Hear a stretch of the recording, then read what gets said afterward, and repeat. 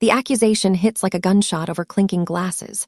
My brother's voice slices through the family gathering, loud, confident, cruel. "You don't really think she's that successful, do you? She's using all of you to launder money." The laughter dies.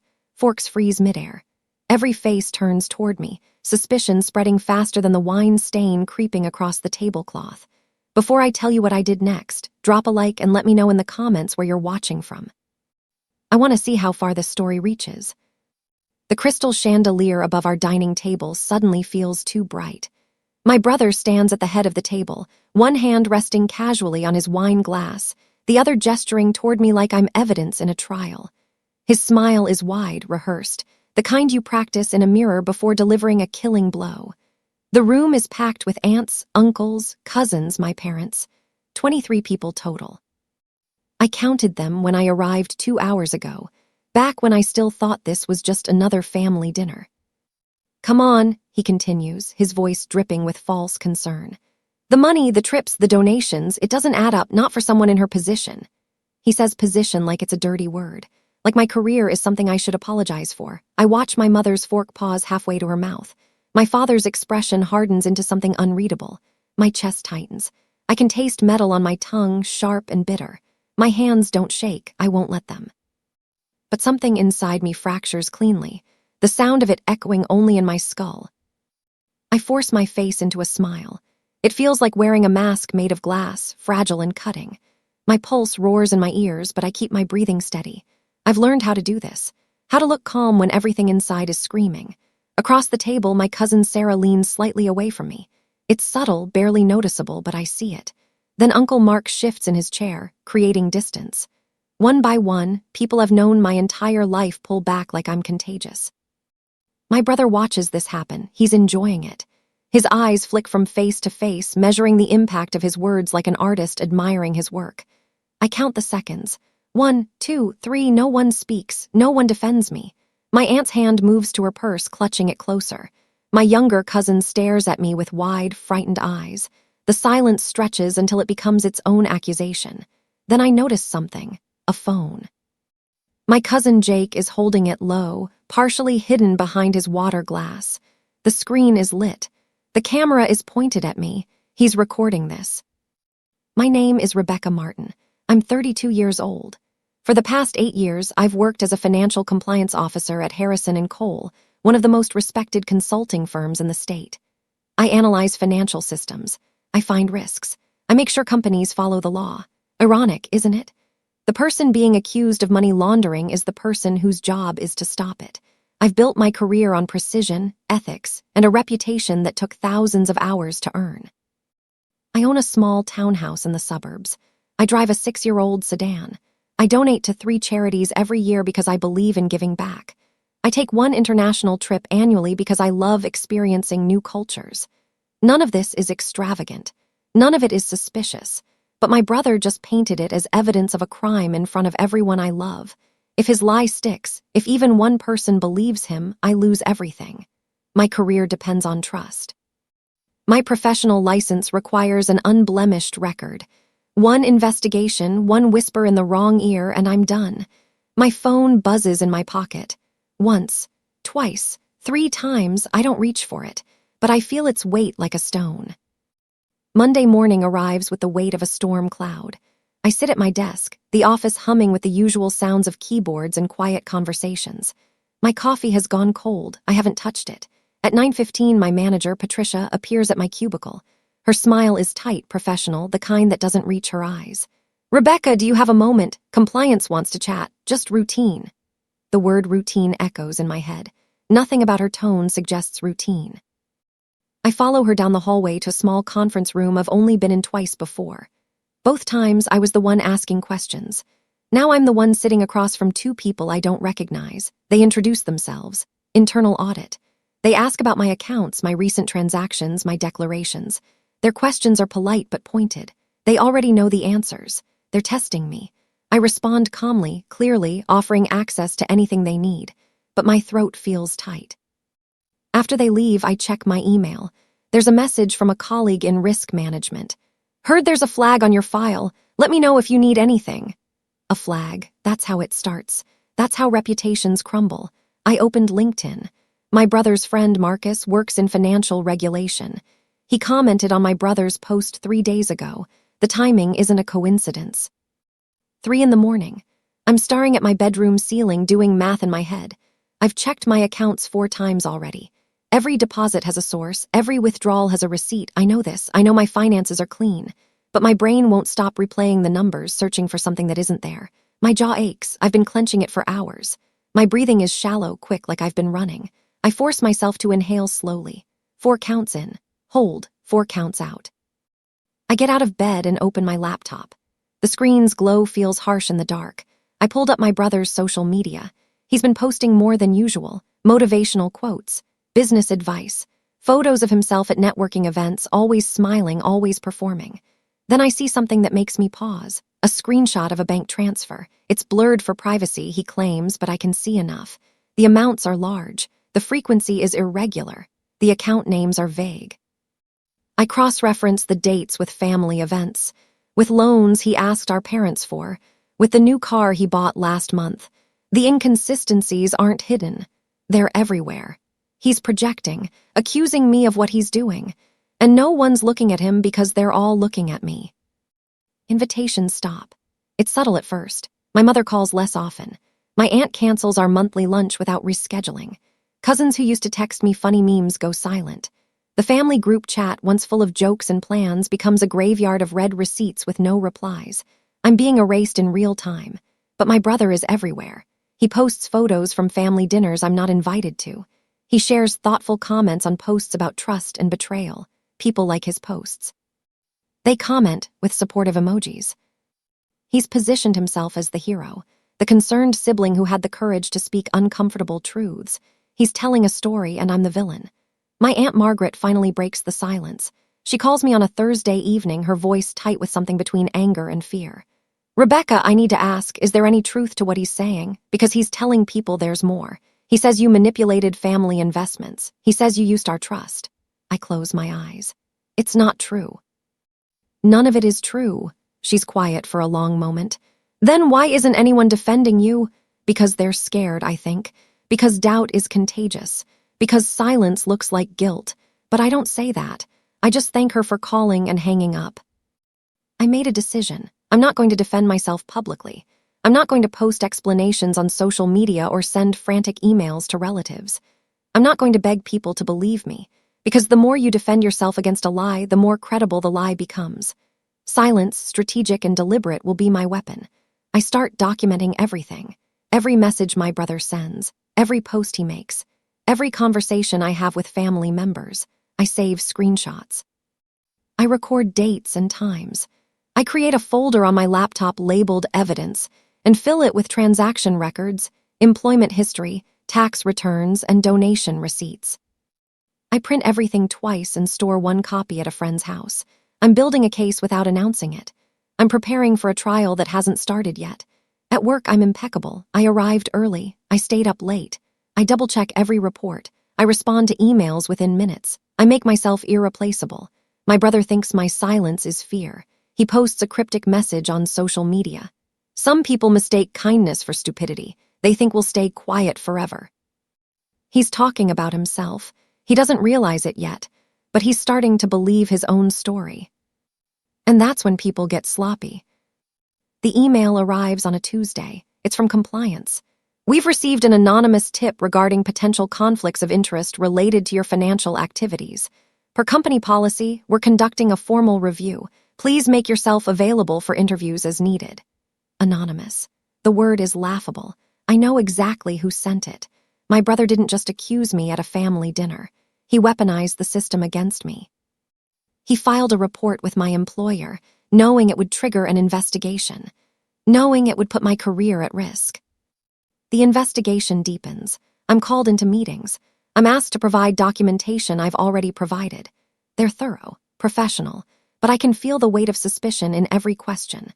Then, during one interview, the investigator asks something that makes my blood run cold. Can you explain the connection between your brother's business and your recent charitable donations? I freeze. That information isn't public. The charities I donate to don't publish donor names. The only way he'd know that is if my brother told him. or if my brother gave him access to something he shouldn't have. I'm not aware of any connection, I say carefully. My donations are personal and unrelated to any family business. The investigator nods, makes a note, but I see it now. This isn't just an accusation. It's coordinated. I maintain perfect composure. I'm polite, cooperative. Every answer I give is precise and documented. I provide access to my accounts without hesitation. I waive privacy protections to prove my innocence. But inside, I'm burning. Every night I dream of confronting him, of standing in front of the entire family and dismantling his lies piece by piece, of watching his face crumble when the truth comes out, but I don't act on it, not yet. Revenge is a dish best served cold, and I'm freezing it solid. Work, the tension is suffocating. Colleagues avoid eye contact. Lunch invitations dry up.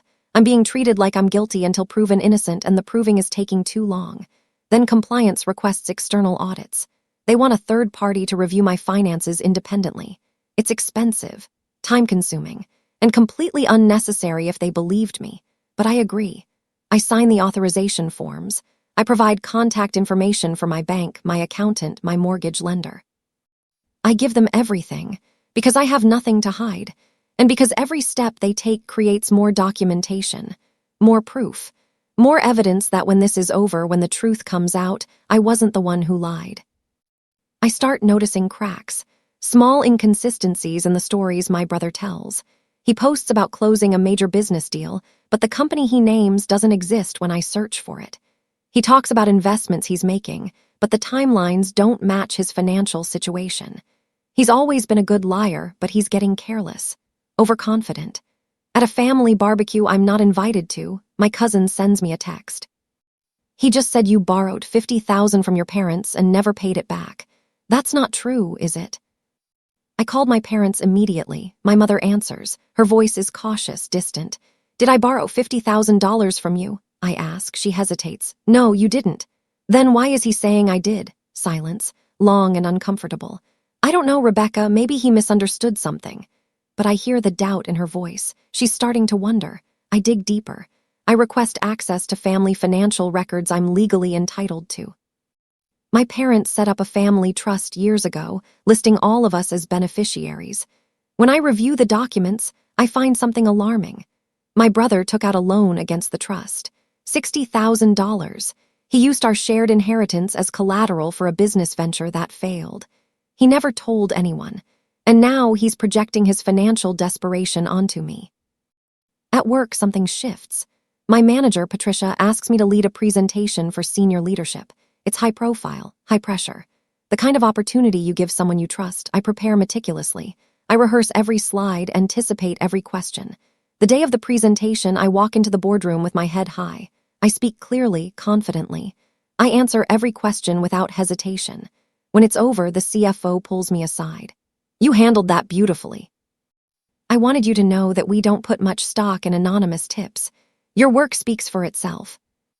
It's not an apology, it's not vindication, but it's something, a crack in the wall of suspicion. Later that week, a senior manager stopped by my desk. She doesn't sit down, she just says quietly, I've been in this business 20 years, I can spot someone with integrity, you have it, whatever's happening, I don't believe it. I feel my throat tight.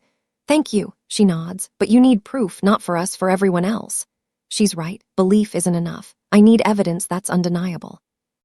Evidence that doesn't require people to trust me. Evidence that stands on its own. And I'm almost there. I finally listened to the recording. My cousin Jake sent it to me 3 weeks after the dinner. He felt guilty, he said. He thought I should have it. I've been avoiding it. Listening to that moment again feels like reopening a wound.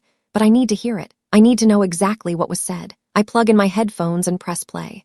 My brother's voice fills my ears. Clear, confidence, cruel. She's using all of you to launder money. There's laughter in the background. Someone asks, are you serious? And my brother responds, I've seen the numbers. It doesn't add up. The lie is so smooth, so cert. He doesn't hesitate. He doesn't stutter. He's been planning this. Then I hear something else. A voice I didn't recognize at first. My father. That's a serious accusation. My brother's response is quick. I know, that's why I'm saying it now, before it's too late. Before it's too late, like I'm a threat, like I'm dangerous. I listened to the entire recording 3 times. I transcribe every word. Then I sent it to my lawyer. She called me 2 hours later. This is usable. If it goes legal, this matters. Legal. The word hangs in the air. I'm not there yet, but I'm getting close. Weeks pass. My brother grows bolder. He stops pretending to be concerned. His social media posts turn aggressive. He shares articles about financial crimes. He comments on news stories about white-collar criminals with pointed remarks. Some people look innocent. That's what makes them dangerous. He's talking about me. Everyone knows it. He starts a blog. He writes vague posts about family betrayal and uncovering the truth. He never uses my name. He doesn't have to. The subtext is clear. I let him post. I let him rant. I let him dig himself deeper, because every word he writes is evidence. Every post is a record. Every lie is one more thing that will destroy him when the truth comes out. At work, I'm quiet, professional. I don't engage with office gossip. I don't complain. I just keep working, keep documenting, keep waiting. My brother thinks he's winning. He thinks my silence means I'm defeated. He thinks he's destroyed me, but I'm not destroyed. I'm just patient. And patience in the right hands is a weapon sharper than any knife. The audit results arrive in a plain envelope. I open it alone in my living room, my hand steadier than I expected. The letter is 3 pages long, dense paragraphs of financial jargon and legal terminology, but the conclusion is clear. No evidence of impropriety. All financial activities reviewed are consistent with reported income and declared assets. No discrepancies found. I read it twice. Then I sat down on my couch and let out a breath I didn't know I was holding.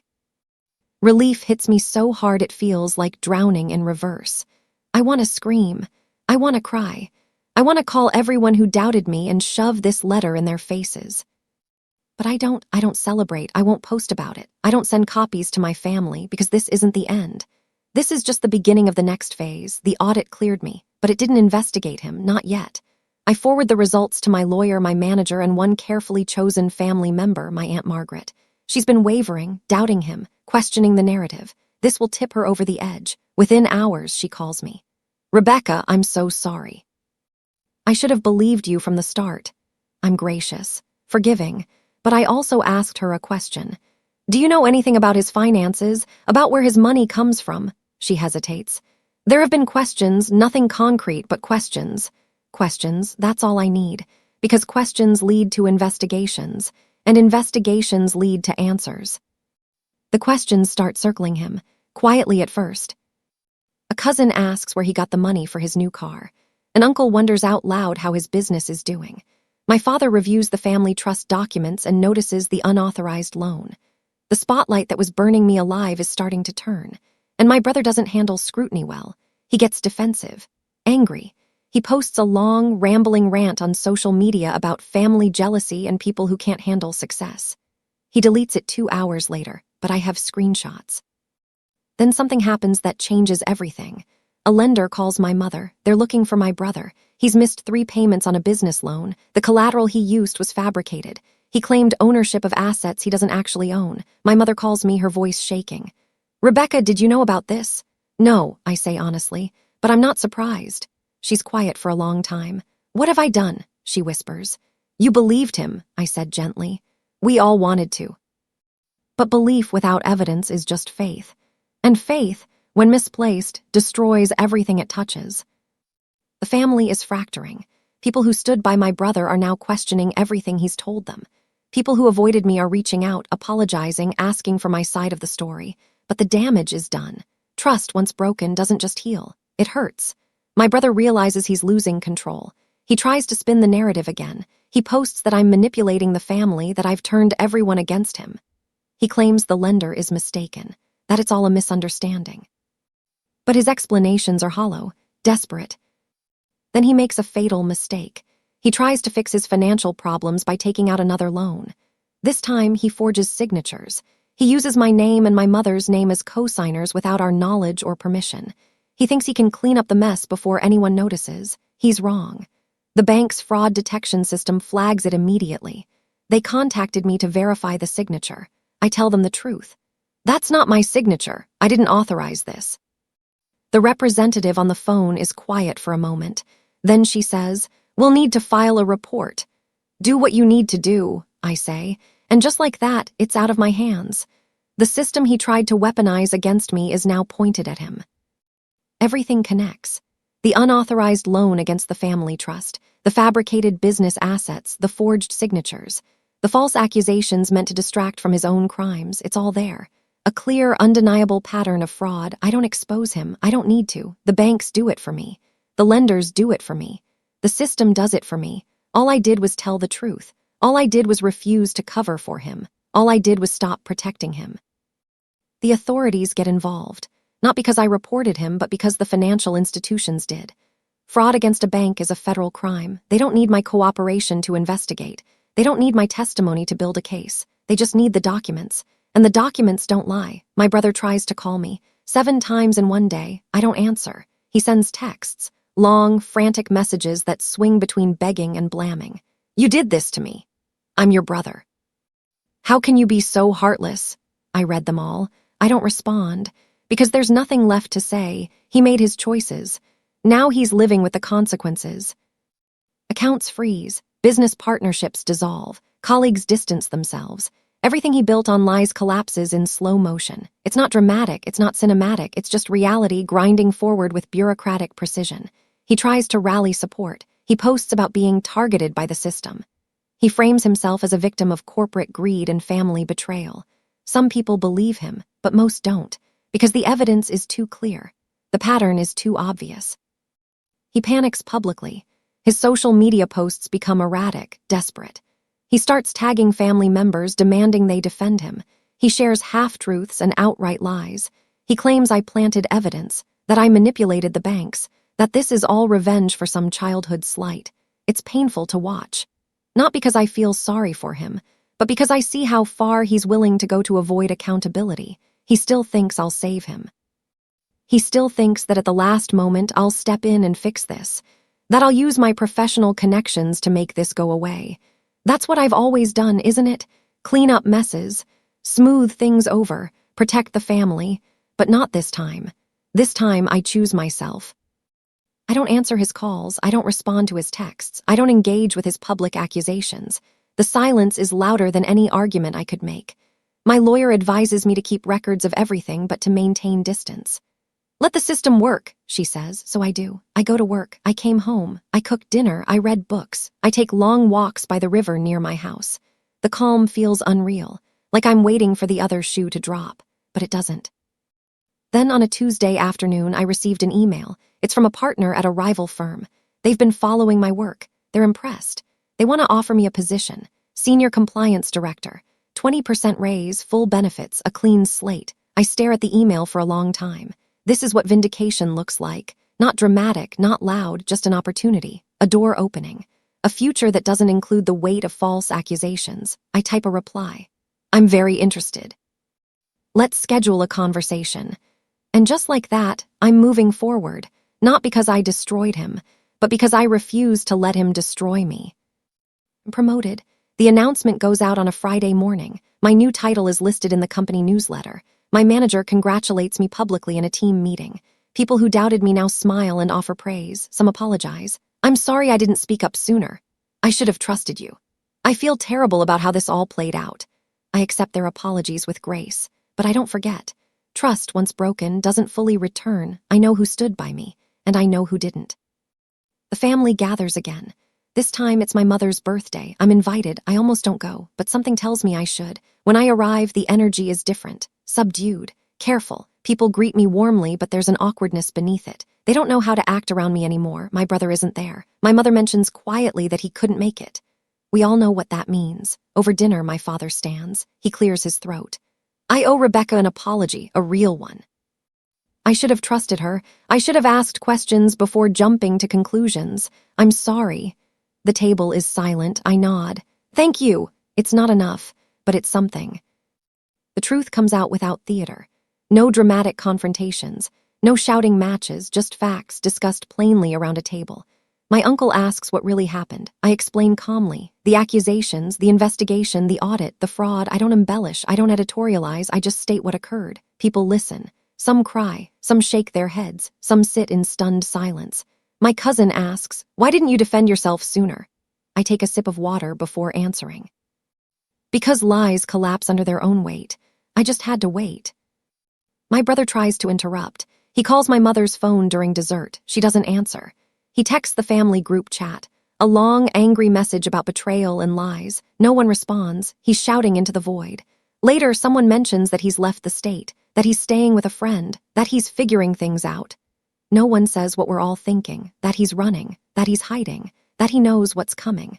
The conversation shifts. People talk about work, about kids, about holidays. Life moves forward. And my brother isn't part of it anymore. Not because I forced him out, but because he forced himself out. Because his lies became too heavy to carry.